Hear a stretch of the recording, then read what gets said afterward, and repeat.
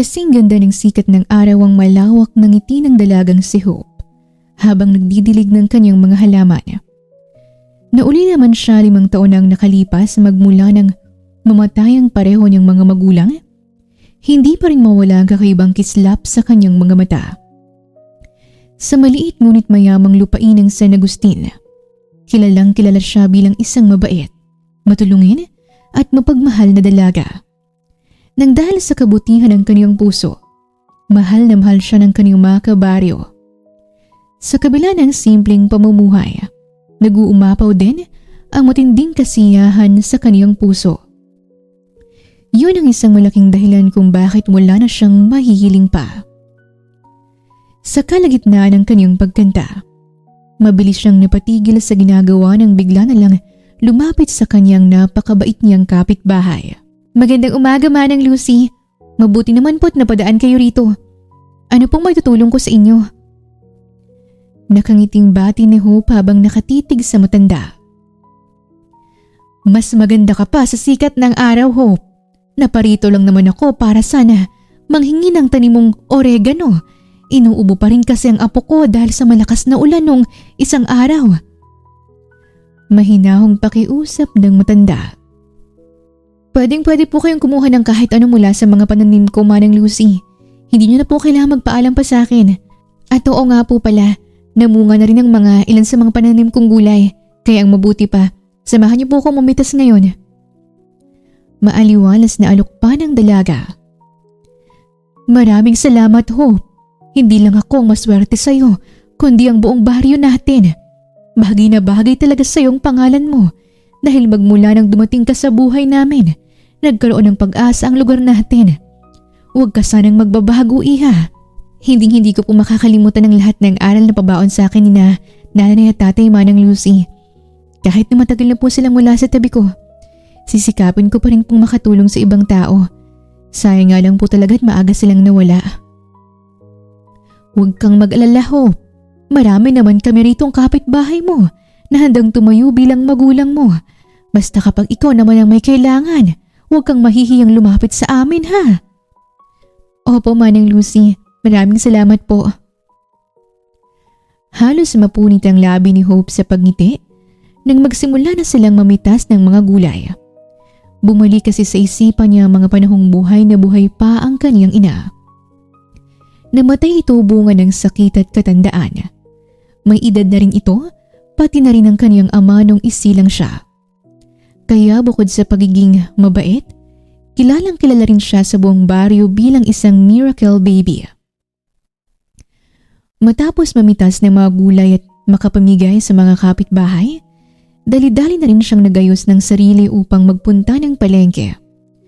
Nang makarating siya ron ay naabutan niyang nagkakagulo ang mga tindera, pati na rin ang mga mukhang dayong lalaki. Bago pa man siya makalapit doon, mabilis na nahawakan ng isang pamilyar na lalaki ang kamay niya. Tigilan mo na nga ang pagiging chismosa mo, Hope. Baka mamaya niyan, mapahamak ka na naman dahil sa pangingila mo. Masungit na suway ni Seryo. Hindi naman ako nangingialam eh. Gusto ko lang namang malaman kung bakit may kaguluhang nangyayari ngayon. Sino bang mga lalaking yun? At bakit mukhang inaaway nilang mga tindera dito sa palengke? Mga tauhan daw yun ng SVC Construction. Kanina pa sila rito pilit na pinapaalis sa mga tindera. May ipapatayo ro kasing malaking commercial building dito. Kaya magkakaroon na ng demolition sa buong palengke. Paliwanag ni Seryo habang pasimpleng hinihila si Hope palayo sa gulo. Ano? Pero bakit naman biglaan? Paano ng mga tindera rito? Dito lang sila kumukuha ng pang-araw-araw nilang gastos. Nag-aalalang sad ni Hope habang nakatingin sa mga tinderang halos mag-iyaka na. Hindi naman daw biglaan. Ilang beses na raw nagbibigay ng notice ang may-ari ng lupa. Ang problema, matitigas talaga ang ulo ng ibang tindera rito.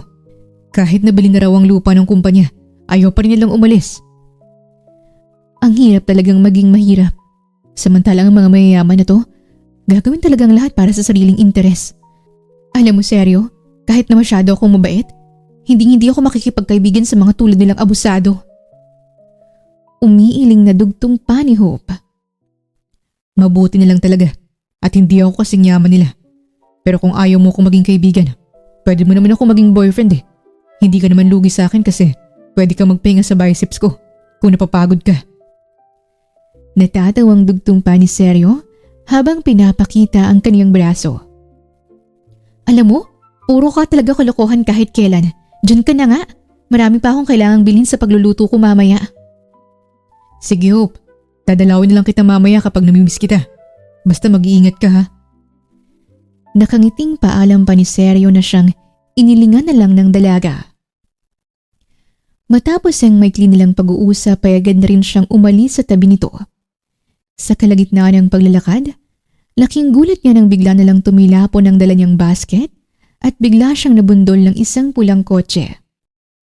Napadaing tuloy siya sa sakit habang nakatitig sa tuhod niyang dumudugo ngayon. Ilang saglit pa, isang matangkad at matipunong lalaki ang bigla na lang lumabas ng kotse. Ngunit sa halip na kumustahin siya nito, ay nagawa pa siya nitong sungitan. Ay mo na rush miss, bakit ba pahara-hara ka dun sa dinadaanan ko? Naiinis na tanong ni Ralph dahil paniguradong mahabang sermon na naman ang aabutin niya mula sa kanyang daddy mamaya. Mahina at sarkastikong napatawa si Hope. Bagamat masakit ang buong katawan, pilit pa rin siyang tumayo at hinarap ang matapobreng lalaki. Sa halip na mag-akse ng oras sa pakikipagtalo, palihim siyang bumuelo. Nang makuha niya ang tamang timing, mariin niyang sinara ang kanyang kamao at pinatama yon sa pisngi ng lalaki. Nang dahil sa ginawa niya, napasigaw ang ilan sa mga taong nanunood sa kanila, lalong-lalo na nang bumagsak sa harapan niya ang binata at mawala ng malay. Makalipas ang 2 araw, malinaw pa rin kay Hope ang lahat ng nangyayari.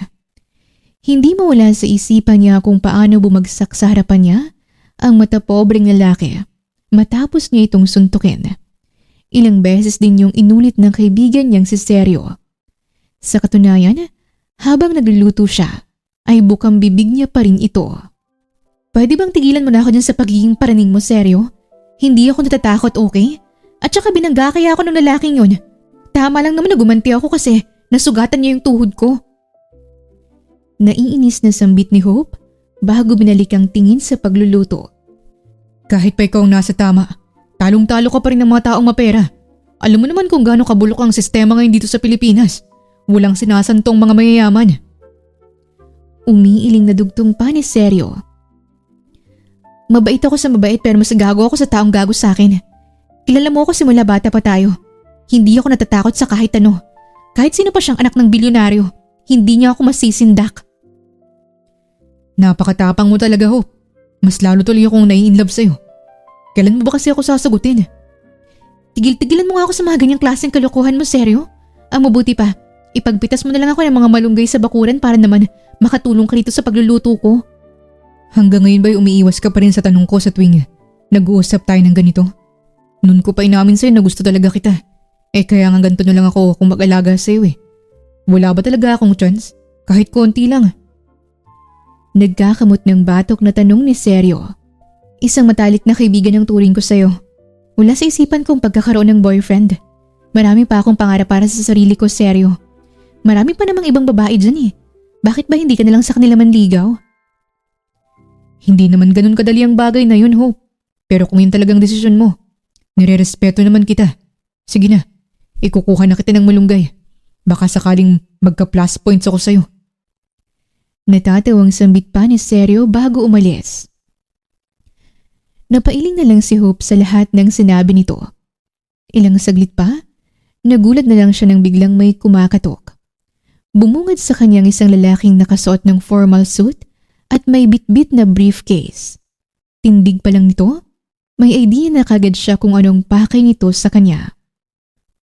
Good morning. Dito ba nakatira si Miss Hope Salvacion? Magalang na tanong ng abogado. Magandang umaga rin po. Ako po si Hope. Ano po ang pakay niyo rito? Ako naman si Attorney Cruz. Pwede ba akong pumasok, Miss Salvacion? May mahalagang offer lang sana kung kailangang ipaalam sa'yo. Offer? Anong klaseng offer naman po? Kung tungkol naman po ito sa balak niyong pagbili ng lupa ko, pues Hindi na po kailangan mag-aksay ng oras. Mahulang galang na po pero wala po talaga akong balak na ipagbili to. Kahit na alukin niyo pa po ako ng malaking halaga. Masyado pang maaga para tanggihan mo ako, Miss Salvacion. Alam ko namang marami na rin ang nagbigay ng offer sa'yo. Pero kaya ko yung triplehin.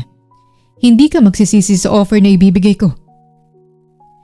Nasabi ko na po kung anong sagot ko, attorney. Mahalaga po sa akin ang lupang to dahil ito ang buhay ko.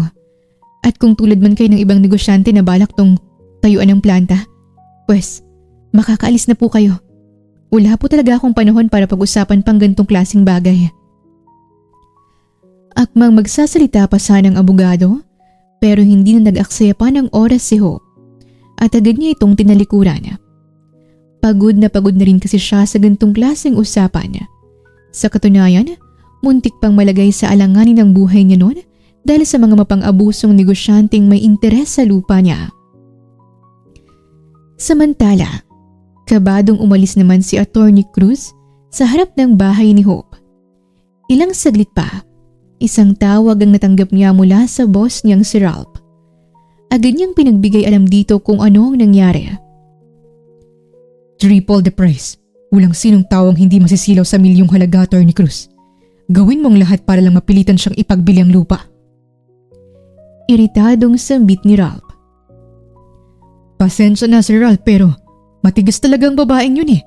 Marami nang pumunta rito pero ni isa. Walang nagtagumpay na mabili ang lupa. Kakaibang klaseng babae talaga siya, sir. Na hindi man nga lang siya nagdadalawang isip kahit pa triplihin ko ang offer eh. 2 buwan lang ang palugit na binigay sa akin ni Dad, Attorney Cruz. Kapag bumalpak tayo, pareho rin tayong apektado. Do your job, okay? Balikan mo ulit ang babaeng yan bukas at huwag mong tigilan. Bakit kaya hindi na lang tayo maghanap ng ibang lupa sa Karatig Barangay, sir? Sigurado kung mukhang perang mga tao doon at mabilis pang pakiusapan. Just do your job and stop saying nonsense, Attorney Cruz. Sige na, ibababa ko ng tawag bago patuluyang uminit ang ulo ko sa'yo. Napahilot na lang ang binatang si Ralph sa kanyang sentido habang naglalakad-lakad sa kanyang office. Sa kalagitnaan ng matinding ines, muling bumalik sa isipan niya ang imahe ng babaeng sumuntok sa kanya. Hindi siya lubos na makapaniwalang sa pangalawang pagkakataon ay pahihirapan siya nito. Sa puntong yon, isang magandang ideyang pumasok sa isipan niya. Napangisin na lamang din siya dahil sigurado siyang wala itong kawala sa talino at karisma niya. Kinabukasan, maaga pa lang ay nag-ayos na si Ralph ng mga gamit. Ilang saglit pa, bigla na lang pumasok ang kanyang daddy sa kwarto. Ano na naman bang klaseng kalokohan itong nakarating sa akin, Ralph? Bakit ka nag-iimpake? Nasikaso mo na ba yung inuutos ko sa'yo? Seryosong tanong ni Rico. Relax, Dad. I'm doing something to make it work. At saka may 2 buwan pa naman akong palugit para mabili ang lupa sa San Agustin. Trust me, hindi kita bibiguin. Kampanting sagot naman ni Ralph. Siguraduhin mo lang dahil kapag pumalpak ka na naman, wala ka ng tsansa pa sa kumpanya. Para saan pa yung mataas mong pinag-aralan kung hindi ka naman makakatulong sa negosyo ko? Baka mamaya niyan, naghahaksaya ka lang ng oras dyan sa ginagawa mo. I won't disappoint you, Dad. Just trust me with this one, okay? Halos 1 taon na rin natin ginagawang lahat para mabili ang lupa sa San Agustin. Kaya't ako na mismo ang gagawa ng paraan ngayon. Bakit ba kasi masyadong makikitid ang utak ng mga tauhan natin at simpleng bagay lang ay hindi pa man nila magawa? Mahirap kalaban ng mga salvasyon dahil hindi sila nasisilaw ng kahit anong halaga. Kilalang kilala ko ang mga tao dyan lalong-lalo na si Agnes. Mas gugustuhin pa nilang maghirap sa buhay kaysa tumanggap ng milyones. Agnes? Who's that woman, Dad? At bakit ba ganito na lang kalaking interest niyong mabili ang lupa sa San Agustin? Kunot noong tanong pa ni Ralph. Huwag ka nang marami pang tanong dahil may mga bagay pa akong kailangan sikasuhin.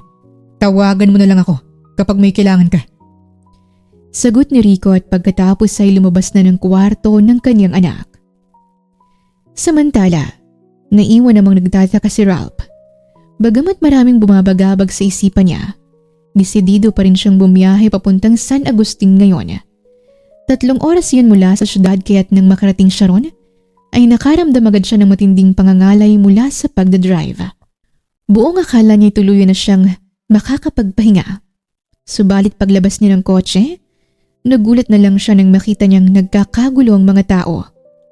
Mula sa pwesto niya, isang malaking usok at apoy ang bigla na lang natanaw. Hindi niya na sana gustong makialam pa, subalit nang marinig niyang maraming batang naiwan sa loob ng kubo, ay walang pagdadalawang isip siyang pumasok doon upang tumulong. Isang matandang ginang naman ang bigla na lang napaiyak sa harapan niya nang mailabas niya ang 3 bata. "Maraming salamat, iho. Utang ko sa iyong buhay ng mga apo ko." Naghihingalong sambit ni Lucy at pagkatapos ay umiiyak na niyakap ang mga bata. Kumusta po kayo? Ayos lang po bang lagay niyo? "Ayos lang ako, iho. Mas nag-aalala ako ngayon para kay Hope. Pwede mo ba siyang tulungan? Kanina ko pa kasi siyang hindi nakikita. Pumasok siya doon sa katabing bahay para tulungan sina Elmo, pero hanggang ngayon, hindi pa rin siya lumalabas." Matapos marinig ang mga salitang yon, hindi na nag-aksaya pa ng oras si Ralph. Mabilis siyang tumakbo papasok sa bahay na itinuro ng ginang. Hindi naman siya nahirapan sa paghahanap sa dalaga. Dahil pagpasok niya pa lang sa sala, nakita niya na itong nakahandusay at walang malay. Dali-dali niya itong binuhat para ilabas. Mabuti na lang din at may dumating ng mga bumbero at ambulansya para tumulong sa kanila. Samantala, 4 na oras nang nakalipas nang magising si Hope. Laking gulat niya pa kung sino ang binatang bumungad sa kanya habang nakahiga siya sa kama ng ospital. "Anong ginagawa mo rito?" Iritadong tanong niya habang pilit na bumabangon. Is that how you thank me? Ang sungitan ako. Nakangising sagot naman ni Ralph. "At bakit naman ako magpapasalamat sa'yo? Malaking ang atraso mo sa akin eh." I save your life. Hindi mo ba natatandaan? Kung hindi dahil sa akin, hindi ka na humihinga ngayon. Stop getting mad for a while, woman.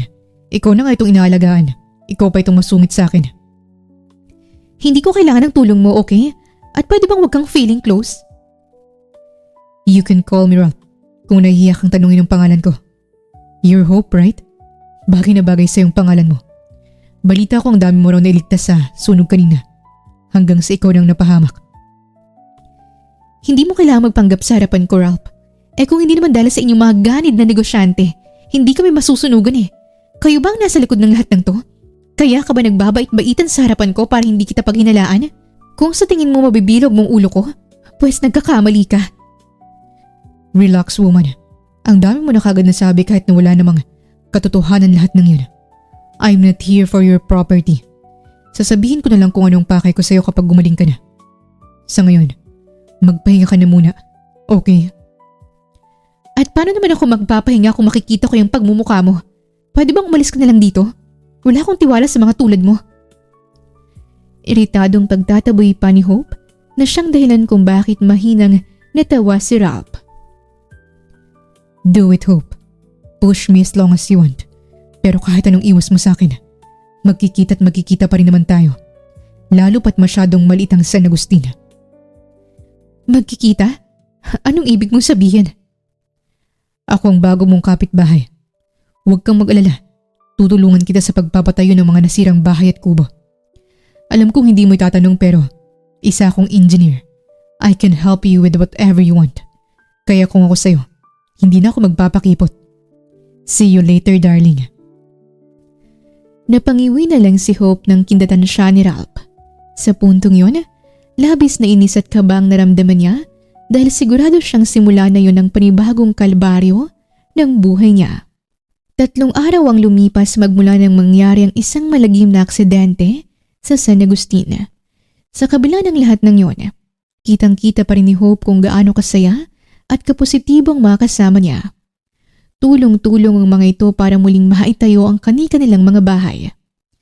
Isa sa mga tumulong ngayon ay si Ralph na hanggang ngayon ay kinaiinisan niya pa rin.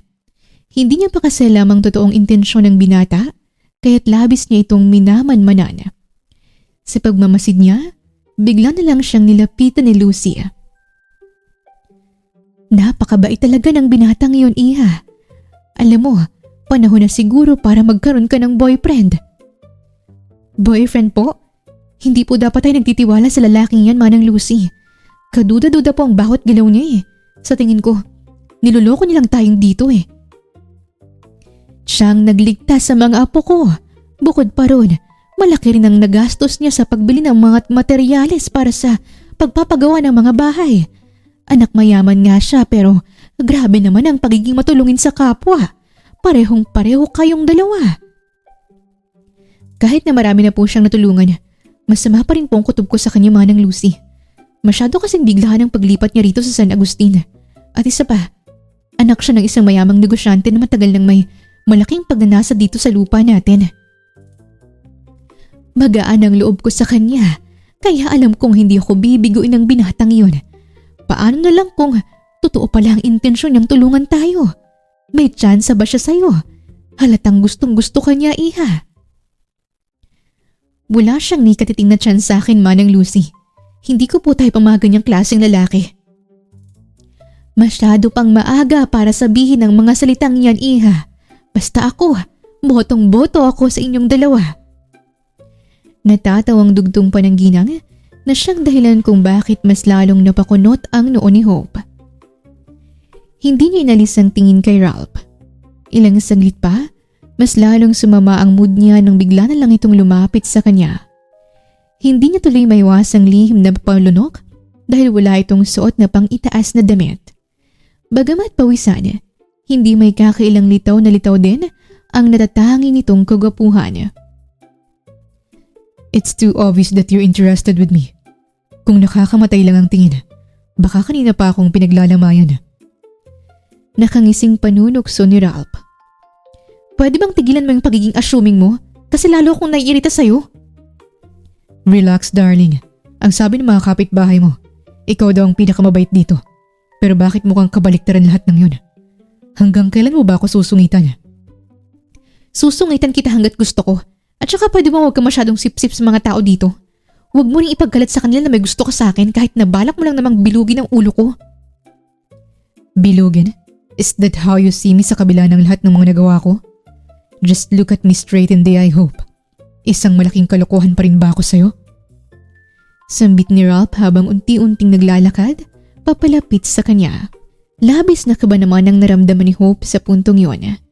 Lihim din siyang napalunok nang mapagtantong ilang dangkal na lang ang distansya nila mula sa isa't isa. Bago pa man siya tuluyang makapagsalita, nagulat na lang siya nang biglang may humatak sa kamay niya palayo. Hanggang ngayon ba hindi ka pa rin tinatantanan ng lalaking to, Hope? Sabihin mo lang sa akin kung uupakan ko na to. Nagsiselos na sambit ni seryo. She's not interested in you, dude. Ang balita ko, 10 taon ka na rin nanliligaw sa kanya. Pero hanggang ngayon busted ka pa rin. Natatawang pangasar naman ni Ralph. Pwede bang tigilan niyo na akong dalawa? Umagang-umaga sirang-sira na kagad ang araw ko. Bahala na nga kayo dyan. Iritadong sagot ni Hope bago siya nagpatuloy sa pagdidilig ng mga halaman. Bagamat naiinis, ginawa niya ang lahat upang kalimutan ang presensya ni Ralph. Subalit sa bawat araw na dumadaan, mas lalo lang itong nagiging makulit. Hindi rin ito napapagod kakabuntot sa kanya. Sa katunayan, habang naglalakad siya papuntang palengke ngayon, ay nakangisi pa rin itong nakasunod sa kanya. I never expect na ganito pala kasi ang buhay dito sa probinsya, Hope. Ang sarap maging gwapo. Ang dami tuloy nakatingin sa akin ngayon. Nakangising pagmamalaki nito. Kung marami palang nakatingin sa'yo, di sa kanila ka magpapansin. Ang simple-simple ng mga bagay pero ginagawa mo pang komplikado. I'm not making things complicated, darling. Sa'yo ako nagpapapansin kasi gusto talaga kita. Ang totoo niyan, gustong-gusto kitang ligawan. Mamumuti mo na yung mga mata mo sa kakahintay bago ako pumayag. Hindi ko type yung mga mukhang shokoy na tulad mo, no? At saka, hindi na nagawang tapusin pa ni Hope ang sasabihin niya dahil namilog ang mga mata niya. Nang bigla na lang hinawakan ni Ralph ang bewang niya para hapitin, papalapit sa katawan nito. Ramdam niya ang tensyon sa pagitan nilang dalawa habang nakatitig sa isa't isa kahit hindi niya kagad na ibuka ang bibig niya. Stop saying too many things. Nang dahil dun sa kadaldalan mo, munti ka nang mahagip ng tricycle. Gusto mo naman bang bumalik ng ospital? Matapos sabihin ng mga salitang yon, ay pinakawala na rin siya ng binata. Mabilis din itong hinablot ang hawak niyang basket para bitbitin. Hindi pa ito nakontento at binigyan pa siya ng isang matamis na ngiti at kindat. Sasamahan na kita sa palengke. Don't worry. Hindi naman ako magiging makulit. I just want to make sure that you're safe. Dugtong pa ng binata bago pumaunang maglakad sa kanya. Makalipas ang isang linggo, tuloy na ring nasanay si Hope sa presensya ni Ralph. Mas lalo ring umusbong ang isang pakiramdam na hindi niya magawang may paliwanag para dito. Sa kalagitnaan ng pagayos ng kanyang sarili, bigla siyang nakaramdam ng hiya dahil sa kakaibang ngiting binigay sa kanya ni Lucy. Bagay na bagay sa iyong kulot at mahaba mong buhok, pati na rin yung pula mong lipstick, Hope. Sigurado kung magugustuhan ni Ralph ang ayos mo mamaya. Nakangiting panunokso ng ginang. Si Ralph po, paano naman po siya napasali sa usapan manang Lucy? Kalat na sa buong lugar natin na magkarelasyon kayong dalawa. Huwag ka nang mahiya sa akin, Hope. Alam mo namang botong-boto ako para sa inyong dalawa eh. Siguradong magiging maganda ang lahi nyo kapag kayong dalawang nagkatuluyan. Kayo po talaga manang Lucy. Masyado po kayong naniniwala sa mga chismis. Nag-ayos lang naman po ako ngayon kasi bala kong manood ng fireworks sa sentro. Busy na po kasi ako sa pagluluto bukas para sa fiesta eh. Tamang-tama pala ang pag-aayos mo kasi nakasalubong ko si Ralph kanina. Oh, handito na pala siya eh. Mag-enjoy kayong dalawa ngayong gabi ha. Kinikilig na dugtong pa ni Lucy bago nagmamadaling umalis. Napatitig naman si Hope kay Ralph na nakasuot ng simpleng puting polo habang naglalakad papalapit sa direksyon niya. Mas lalo ring nag-init ang buong mukha niya nang maglabas ito ng rosas mula sa likod. Masyado ka naman yata nagpaganda para sa akin ngayong gabi, Hope. Bagay na bagay sa yung puting dress na yan. Mukha tuloy tayong ikakasal ngayon. Natatawang sambit pa ng binata. Pwede bang tigil-tigilan mo ko dun sa mga ulang kwenta mong pantasya, Ralph? At sino namang may sabi sa'yong sasabay ako sa'yo ngayong gabi? May kasama ako, no? Who are you with? Si Sergio ba? Kanina pa kaming magkainuman sa labas kaya lasing na yun doon kina Mang Berto. Bakit ba kasi masyadong mahina sa alak yung kababata mo? Kung nag-inuman pala kayo, bakit ka pa pumunta rito? Ayokong sumama sa lasing na tulad mo, no? Baka mamaya yan kung ano pang maisipan mong gawin sa akin eh. What are you even thinking? Kahit nakainom ako, kaya ko pa rin kontrolin ang sarili ko. At isa pa, pinagbilin ka sa akin ni Manang Lucy kanina. Sa kanya ko nga nalaman na may fireworks pala sa sentro eh. I know how much you like it. Kaya pupunta tayo doon. At sa tingin mo talaga isasama ako sa'yo? Of course. The fireworks will start at 7 p.m. We only have 5 minutes, Hope. Kung hindi ka sasakay sa motor ko, wala ka nang aabutan pa doon. Mabilis na nataranta si Hope nang marinig niya ang mga salitang yon. Napagtanto niya na lang na tamang sinabi ni Ralph nang mapatingin siya sa oras ng kanyang cellphone.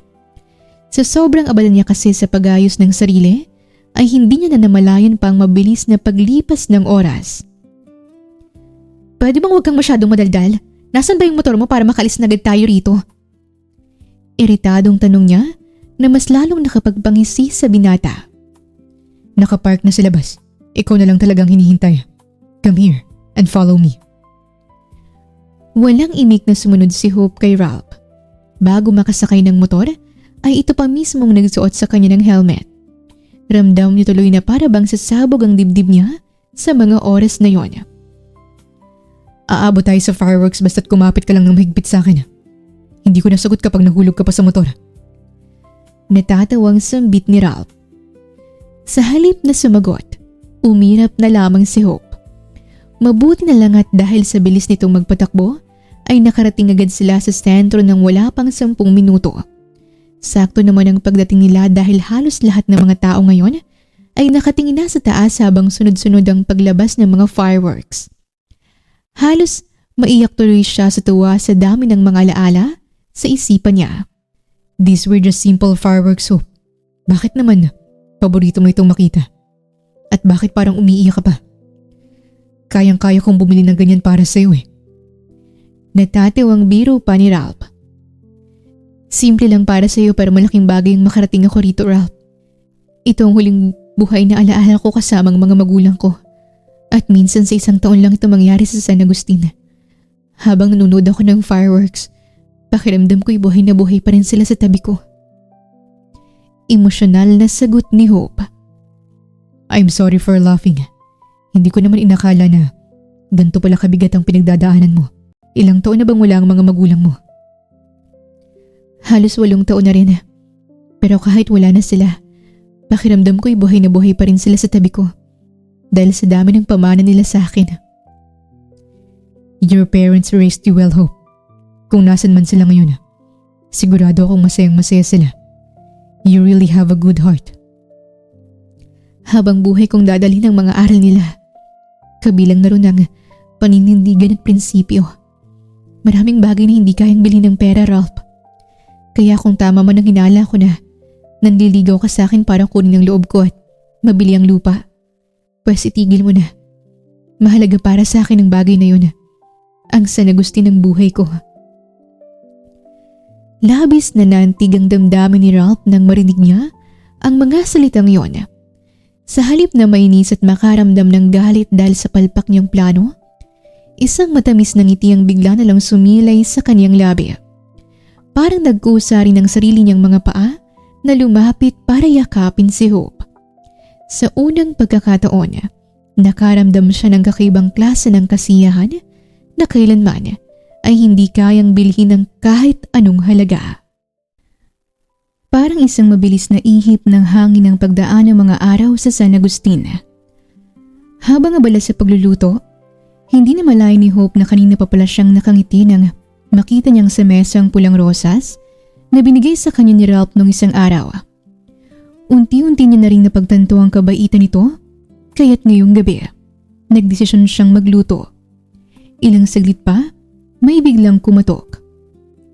Dali-dali at abot langit ang ngiti siyang pumunta sa may pintuan, subalit pagbukas niya, mabilis ding naglaho ang mga ngiting yun. Anong ginagawa mo rito, seryo? Hindi ba't ang sabi mo sa akin kahapon na luluwas ka ng Maynila? Puno ng pagtatakang tanong niya. Nandito lang naman ako para makikain. Naramdaman mo siguro na bibisita ako rito kaya pinaghandaan mo ko. Ikaw masyado kang halata na crush mo ko eh. Pagbibiro naman ni seryo. Hindi mo pwedeng ubusin ang lahat ng niluto ko dahil hindi naman yun para sa'yo. Hanggang ngayon ba'y hindi ka rin nagsasawa sa mga pagkain ko? Bakit naman ako magsasawa eh? Ang sarap-sarap kaya ng niluluto mo. Sigurado ko magugustuhan ni Ralph ang lahat ng yan. Teka, paano mo naman nalamang para kay Ralph to? Wala naman akong sinasabi sa'yo, di ba? Kilalang kilala na kita mula pagkabata kaya't sa ulo ko na rin ang ugali mo, Hope. Hindi mo man sabihin sa akin pero ramdam kong may pagtingin ka rin kay Ralph. Huwag kang mag-alala. Susuportahan naman kita sa lahat ng mga bagay na gusto mo. Kahit na masakit yun sa akin. Emosyonal na sambit ni seryo habang pinipigilan ng mga luhang nagbabadyang pumatak mula sa mga mata niya. Ano bang nangyari sa'yo? May sakit ka ba kaya ka ganyan kaseryoso habang kausap ako ngayon? Wala naman, Hope. Gusto ko lang talagang malaman kung anong nararamdaman ko. Lalo pat hindi na rin naman ako magtatagal dito sa San Agustin.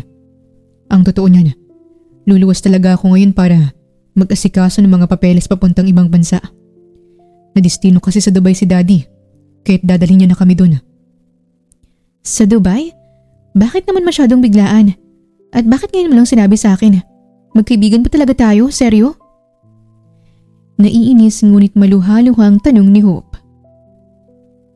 Wala naman talaga akong balak umalis kasi ayokong maiwan ka mag-isa rito. Pero ngayong nasa tabi mo na si Ralph, kampante na ako. Huwag kang mag-alala dahil nag-usap naman kaming dalawa at nangako siya sa akin hindi ka niya sasaktan. Ramdam kong seryoso sa sayo, Hope. Kaya sana huwag mo nang pagdudahan pang intensyon niya. Prank lang ba to? Inutusan ka ba niyang si Ralph na bilugin ang ulo ko? Dahil kung oo, malilintikan ka talaga sa akin, seryo. Sa halip na makatanggap ng sagot, nagulat na lang si Hope nang bigla siyang yakapin ng matalik niyang kaibigan. Sa puntong yon, nagsunod-sunod na ang pagbagsak ng mga luha mula sa mga mata niya. Mamimiss kita ng sobra, Hope. Pero wag kang mag-alala. Dahil gagawa pa rin naman ako ng paraan para bisitahin ka rito sa San Agustin. Ikaw kasi, kung sinagot mo lang sana ako nun, edi sana, hindi ako aalis sa tabi mo ngayon. Natatawang dugtong ni Sergio. Siguraduhin mo lang nagagawa ka ng paraan para bumisita rito dahil kung hindi, kakalimutan na talaga kita. Iritadong sagot pa ni Hope bago muling niyakap ang kaniyang kaibigan. At dahil wala pa rin si Ralph hanggang ngayon, ay hindi na nila ito nahintay pang kumain. Pagpatak ng 11:00 ng gabi, nagdesisyon na siyang puntahan ito sa bahay nila na halos 5 minuto lang ang layo mula sa kanya. Pagdating niya ron, naabutan niya itong natutulog. I'm sorry if I forgot about our dinner. Masama kasi talagang pakiramdam ko ngayon. Nahihirapang sagot ni Ralph habang pilit na bumabangon. Pasensya na rin kung nauna na kaming kumain ni Sergio kanina. Akala kasi namin busy ka kaya hindi ka nakarating sa bahay. Kumusta na bang pakiramdam mo? Anong masakit sa'yo? I just had a fever. Sobrang init kasi sa sakahan kahapon. Tapos naabutan pa kami ng ulan pa uwi. But don't worry about me. I'll be fine with my medicine. Naihanda ko na mga pagkain mo kaya mas mabuting kumain ka na muna. Aalis lang ako saglit para kumuha ng herbal plants pampahupa ng lagnat mo. Akmang aalis na sana si Hope pero nagulat na lang siya nang biglang hawakan ni Ralph ang kamay niya. Napaupo tuloy siya sa kama habang nakatitig silang dalawa sa isa't isa. Just stay here with me while I'm eating. Paano ka gagaling yan kung hindi ako aalis ngayon? Mabilis lang naman ako at saka babalik din naman. Hindi na nagawang tapusin pa ni Hope ang sasabihin niya dahil sa isang iglap. Bigla na lang inangkin ni Ralph ang labi niya. Sa puntong yon, wala siyang ibang nagawa kundi mapapikit na lang habang dinadama ang malambot nitong labi. Dahan-dahan din siyang gumanti sa bawat galaw nito. Tumagal ang halik na yon ng halos 1 minuto bago siya nitutuluyang pinakawalan. Labis na hiya naman ang naramdaman niya kahit mabilis siyang napatayo. I'm sorry. Hindi ko sinasadyang halikan ka. You can slap me if you want. Handa akong makatanggap ng kahit ano sa'yo. Kasing maling-mali ang ginawa ko. Kabadong sambit ni Ralph. Aligagang sumagot naman si Hope habang namumula ang buong muka. Kukuha lang ako ng gamot sa labas. Maiwan na kita dito. Nagmamadaling sagot niya at halos kumaripas na rin ang takbo palabas. Nang makalayo kay Ralph, umula ng napakaraming tanong sa isipan niya. Handa na ba siyang tanggapin ang pag-ibig nito?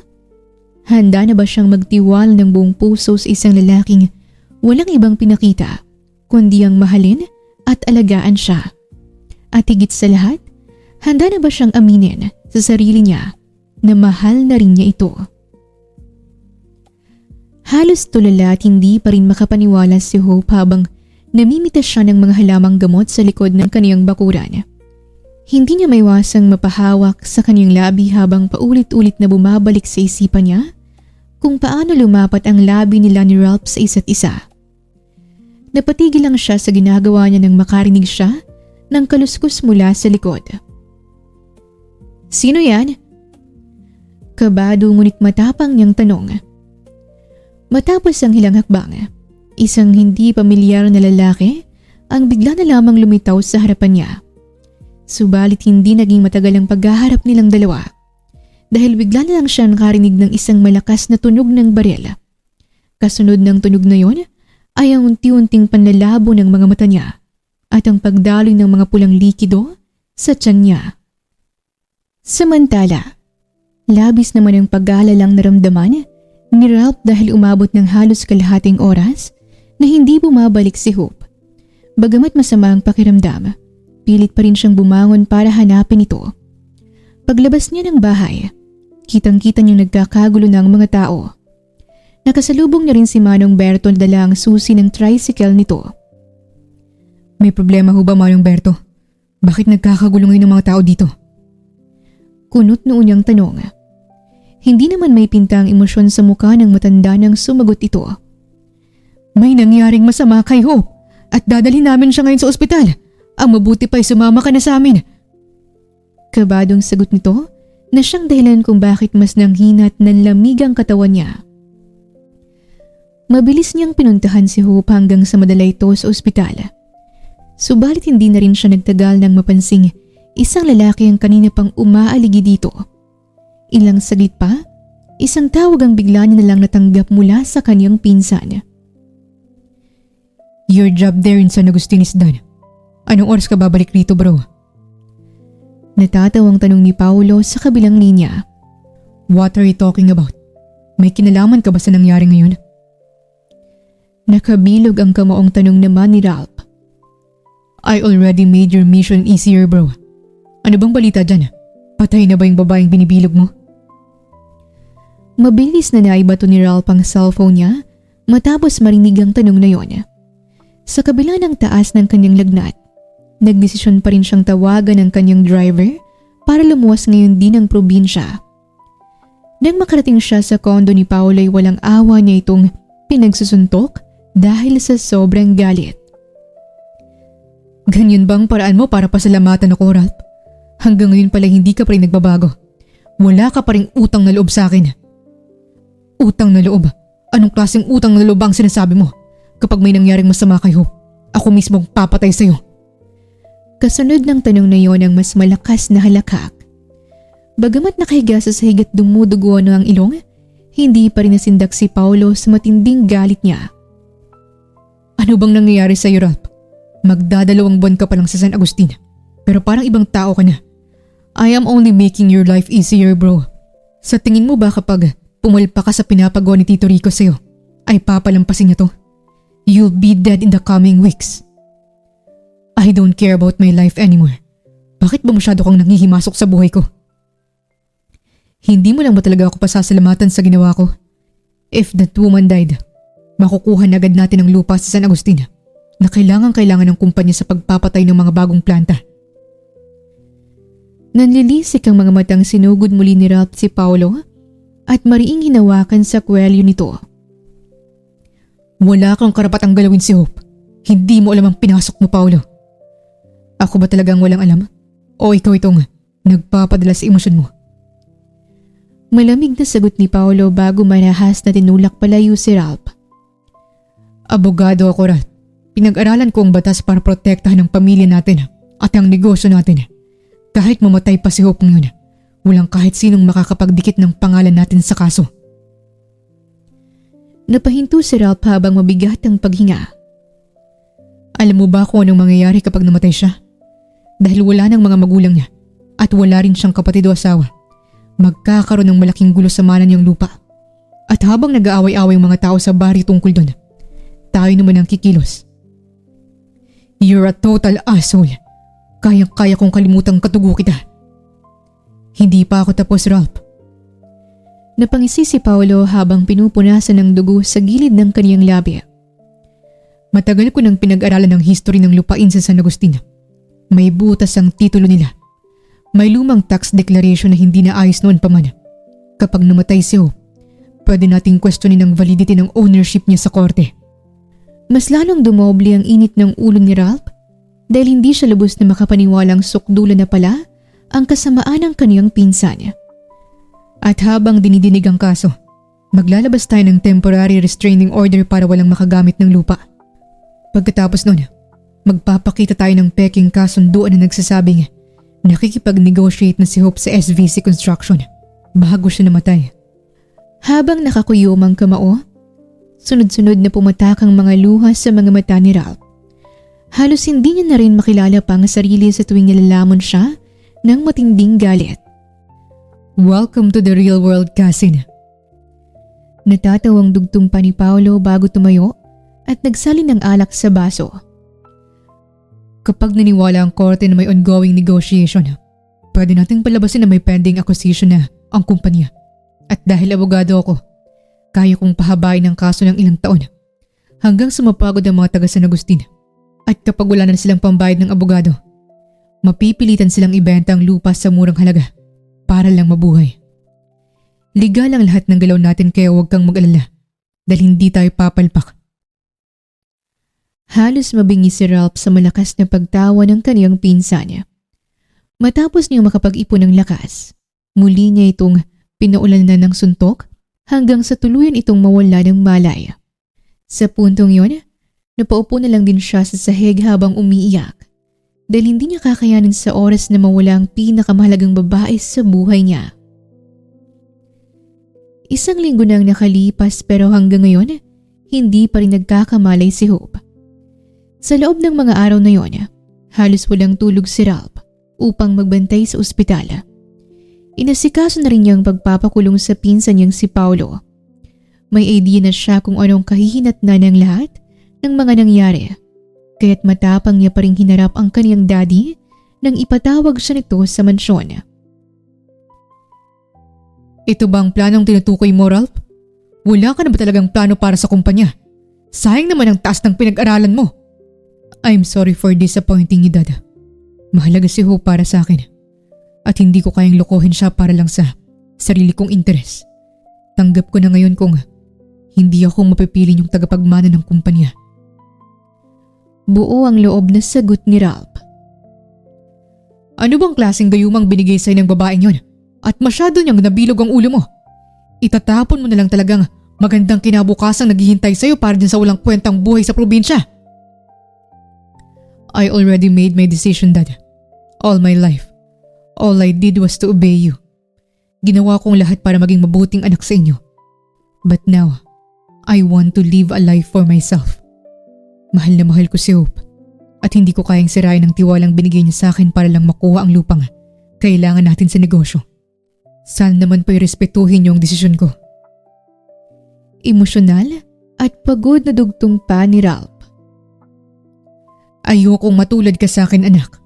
Ang totoo niyan, hindi naman talaga tungkol sa pagpapatayo ng planta kung bakit gusto kong kunin ang lupa sa San Agustin. I was once betrayed by a woman there. Hindi lahat ng tao mapagkakatiwalaan doon, kaya huwag mong hayaang mabilog nila ang ulo mo. Malungkot na pag-amin ni Rico habang bumabalik sa isipan niyang lahat ng masasakit at masasayang alaala noon. Sino bang babaeng yun, Dad? At bakit hanggang ngayon ay may interest pa rin kayo sa kanya? She already died 5 years ago. Wala naman akong interest sa kanya. Gusto ko lang talagang mabili ang lupang yun bilang pangako sa kanya. Hindi man kami nagkatuluyan, malaki pa rin ang naitulong niya sa akin kaya lumago ang kumpanya natin ngayon. Bakit ngayon lang sinabi sa akin ang lahat ng to? At bakit umabot pa sa gantong punto, Dad? Nag-aagaw buhay si Hope sa ospital. Hindi mo lang ba kayo nakokonsensya sa bagay na yun? Hindi ko sinabi sa iyo bilang respeto sa mami mo. At kung ano man ang nangyari kay Hope, gusto ko lamang malaman mong wala akong kinalaman sa lahat ng yun. Huwag kang mag-alala. Sisiguraduhin kong mababayad si Paolo sa lahat ng ginawa niya. At magsasagot pa sana si Ralph pero naudot yun nang makatanggap siya ng tawag mula kay Manang Lucy at sinabing nagkamalay na si Hope sa ospital. Dali-dali tuloy siyang nagbiyahe papunta roon.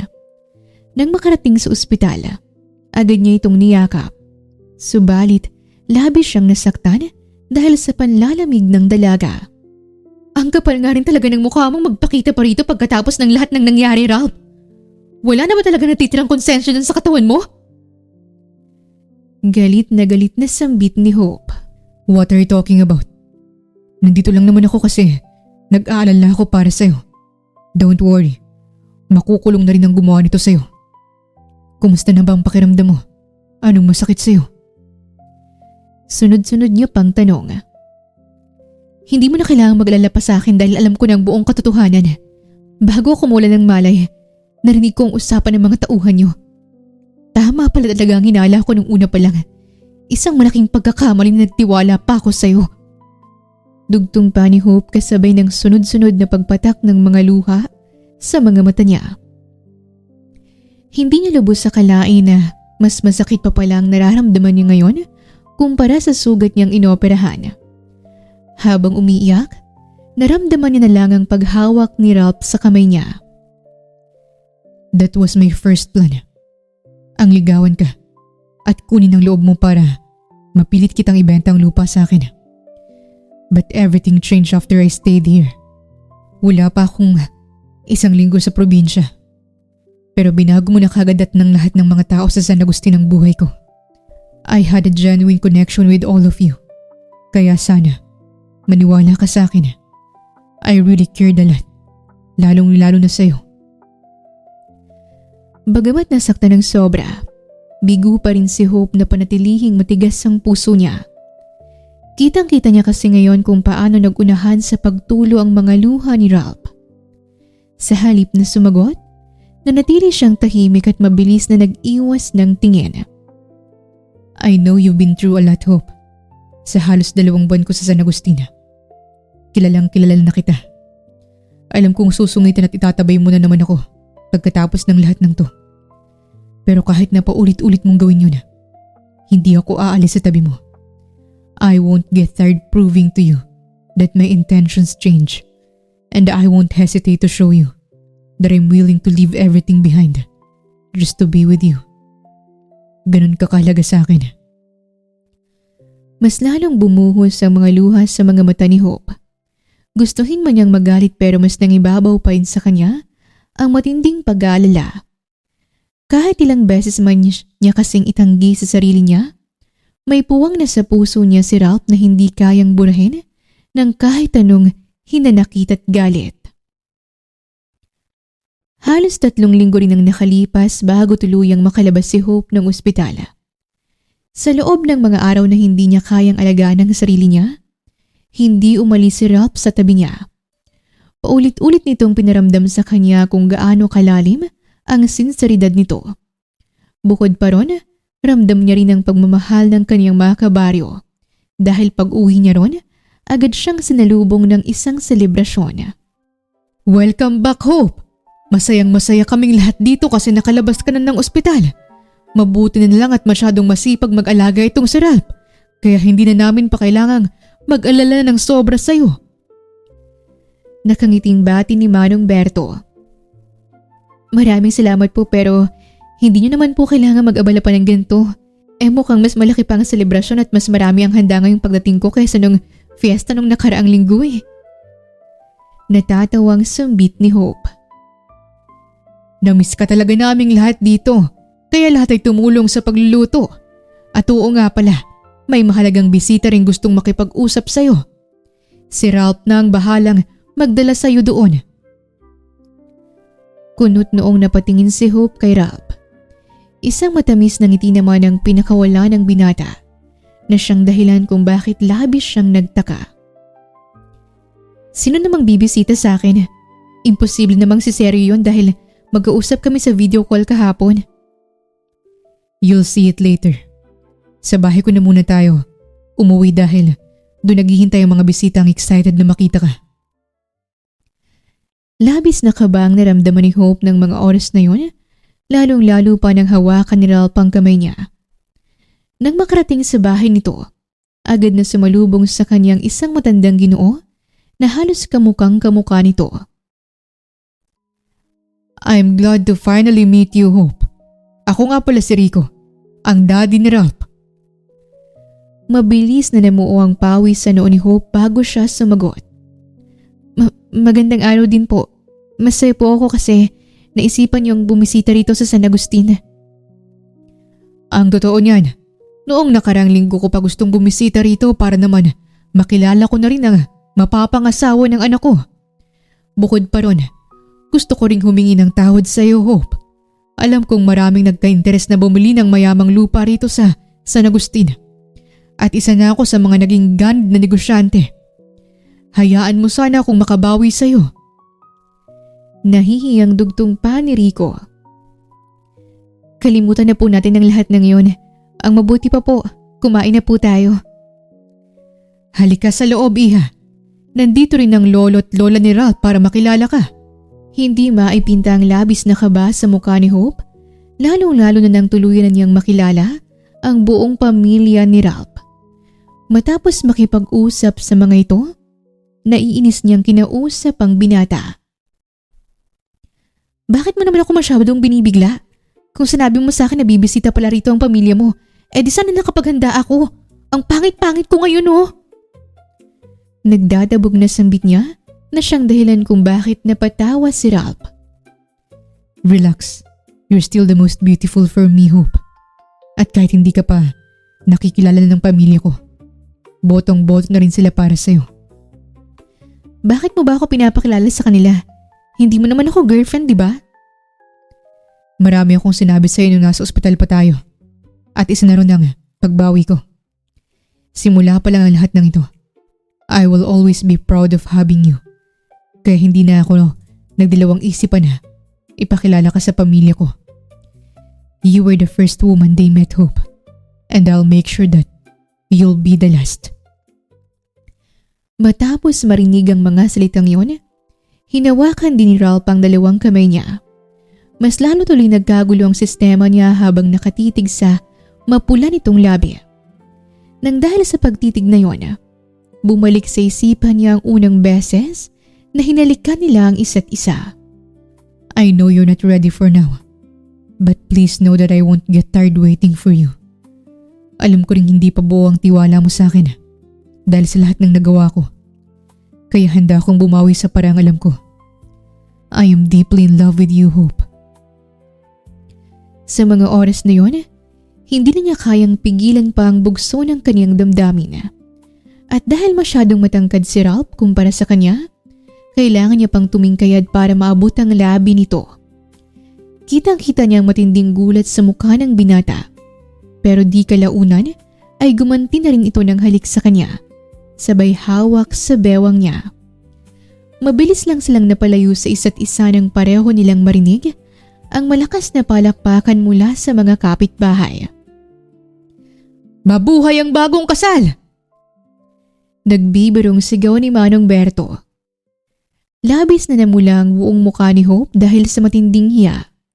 Wala tuloy siyang ibang pagpipilian kundi ang tumago na lang sa likod ni Ralph. Prinsesa namin nga si Hope dito sa San Agustin. Kaya sa oras na saktan mo siya, marami kaming magagalit sa iyo rito. Naintindihan mo ba, Ralph? Seryosong sambit ni Manang Lucy. Naintindihan ko po.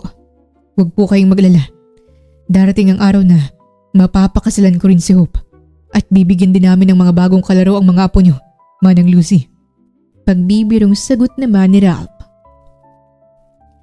Bagamat nahihiya, napailing na lang si Hope habang natatawa. Sa puntong yon, desidido na siya sa totoong nararamdaman niya. Mahal na mahal niya si Ralph at gagawin niyang lahat upang magkaroon ng isang masayang buhay kasama ito. Tanaw na tanaw ang ganda ng papalubog na araw habang marahang humahalik ang malamig na hangin sa malawak na damuhan ng San Agustin. Lumipas man ang 4 na taon, tila lalong naging buhay at makulay ang buong baryo. Ang dating mga sirang kubo ay napalitan ng matitibay at magagandang bahay. Mas dumami rin ang mga halaman at puno sa paligid kaya halos mistulang paraiso ang buong lugar. So tuwing tinatamaan ng gintong liwanag ng araw. Hindi rin napigilan ni Hope ang mapangiti habang pinagmamasdan ang lawak ng bukirin at ang malinaw na ilog na dati pinapangarap lamang nilang mapaayos. Sa malayo, rinig na rinig ang masasayang tawanan ng mga bata habang nagtatakbuhan sa damuhan. Ang simpleng baryo noon ay mas lalo pang gumanda at nabuhay dahil sa pagtutulungan ng bawat isa. Napabuntong hininga si Hope habang hindi pa rin makapaniwalang napakaraming bagay nang nagbago sa buhay niya. Pakiramdam niya ay parang kailan lang nang una niyang makilala si Ralph sa gitna ng gulo at galit. Ngunit ngayon, ang lalaking minsang kinainisan niya ng sobra, ang siya ring naging pinakamahalagang tao sa buhay niya. Nang mapatingin siya sa malapit na picnic mat, otomatikong sumilay ang isang matamis na ngiti sa kanyang labi. Nakaupo roon si Ralph habang abala sa pag-aayos ng pagkain. Mas lalo ring gumaan ang pakiramdam niya nang makita ang maliit na batang babae na masayang naglalaro ng mga bulaklak sa damuhan. Ilang saglit pa'y huminga siya ng malalim bago tinapat ang 2 kamay sa kaniyang bibig. Heaven! Halika na rito at kakain na tayo! Malakas ngunit puno ng lambing niyang sigaw. Agad namang lumingon ang batang babae bago masayang tumakbo palapit sa kanila habang humahagalpak sa tawa. Kasunod nito ay si Ralph na hindi maalis ang malawak ng ngiti habang nakatingin sa kanilang dalawa. Ikaw talagang bata ka? Ang sabi ko sa'yo dito ka lang sa tabi namin ni Daddy, di ba? Punong-puno ka na naman ng tuloy ng pawis. Nag-aalala lang sambit ni Hope bago kumuha ng tuwalya. Nag-enjoy lang naman po akong kalaro si Joey, Mommy. Sayang naman po kasi babalik na sila ni Ninong serye next week. Wala na po tuloy akong kalaro. Nagkakamot ng ulong sagot naman ni Heaven.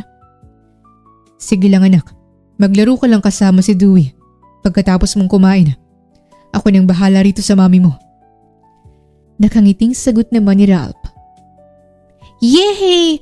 The best ka po talaga, Daddy! Halos magtatalong sagot pa ni Heaven. Napailing na lang si Hope habang nakikinig sa usapan ng kanyang mag-ama.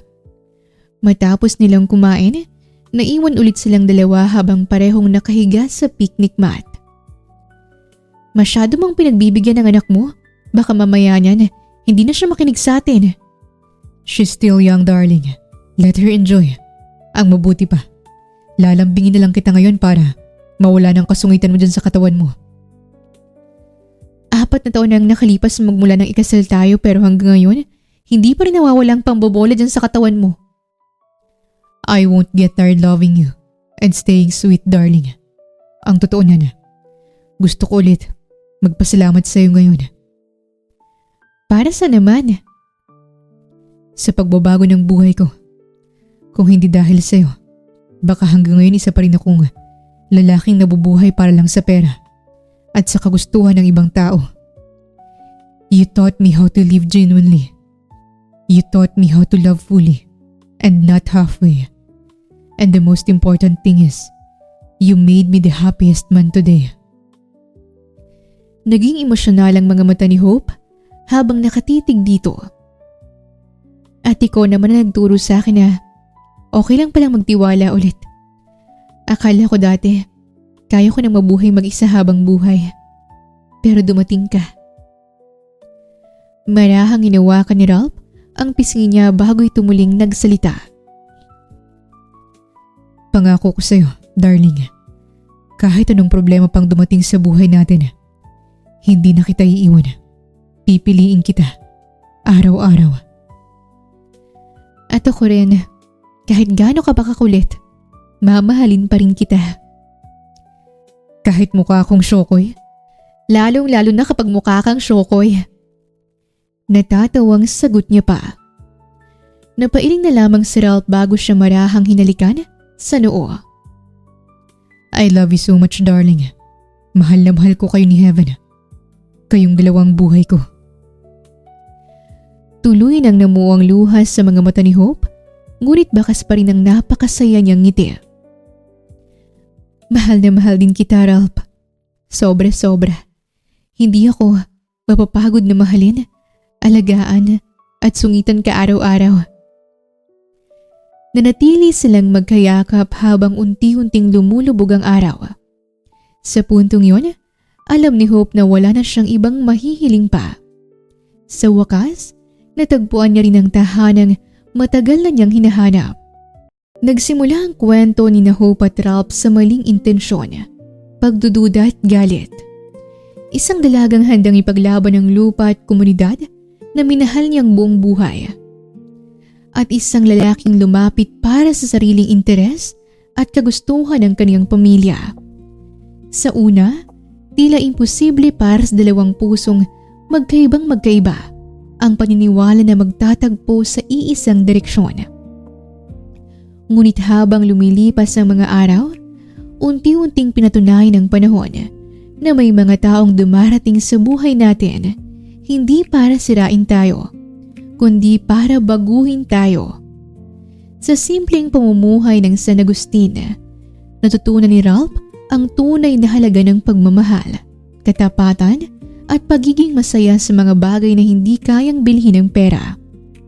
Samantala, Muling natutunan ni Hope kung paano magtiwala at buksan ang kanyang puso matapos ang maraming takot at sakit na kanyang pinagdaanan. Ipinapakita ng kanilang kwento na ang pag-ibig ay hindi nasusukat sa yaman, estado sa buhay o perpektong simula. Minsan, nagsisimula ito sa maling pagkakataon, sa mga away at sa mga taong hindi natin inaasahang magiging mahalaga sa atin. Ngunit kapag ang isang tao ay handang magbago, magsakripisyo at patunayan araw-araw ang kanyang sinseridad, unti-unting nabubuo ang isang pagmamahalang totoo at matatag. Higit sa lahat, ipinapaalala ng kwento ni Hope at Ralph na ang tunay na pagmamahal ay hindi lamang tungkol sa matatamis na salita o magagandang pangako. Ito ay tungkol sa pananatili sa gitna ng problema, pagpili sa isa't isa kahit mahirap, at paghawak sa taong mahal mo kahit maraming dahilan para sumuko. Dahil sa dulo, ang pagmamahal na puno ng katotohanan at sakripisyo ang siyang nagiging tahanan ng dalawang pusong handang lumaban para sa isa't isa. Wakas! Maraming salamat po sa inyong pakikinig sa kwento ni Ralph at Hope. At sana'y naghatid sa inyo ang kwentong ito ng aral, pagmamahal at inspirasyon. Muli, ito po ang Tales of Siren at hanggang sa ating muling kwento.